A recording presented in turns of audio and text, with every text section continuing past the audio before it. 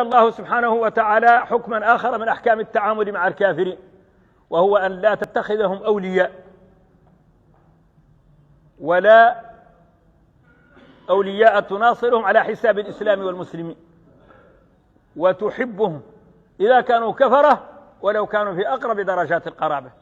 لا تتخذوا آباءكم يا أيها الذين آمنوا لا تتخذوا آباءكم وإخوانكم أولياء إن استحبوا الكفر على الإيمان ومن يتولهم منكم فأولئك هم الظالمون.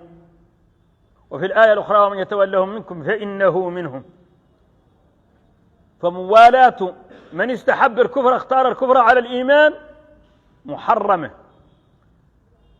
وتجعل صاحبها في نفس الظلم ونفس الاعتقاد ونفس الدين. لا تتخذوا آباءكم وإخوانكم أولياء، من باب أحرى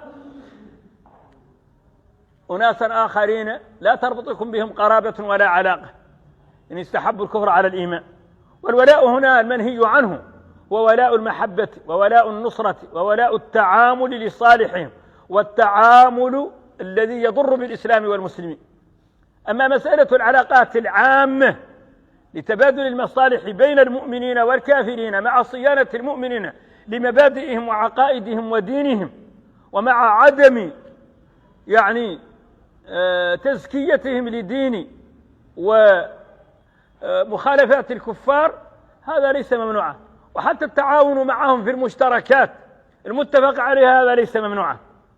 فالولاء المنهي عنه هو محبة ونصرة، محبة لهم ولدينهم ونصرة لهم على حساب المؤمنين، وعلاقات تضر بالمؤمنين ومعاملات تضر بالإسلام والمسلمين.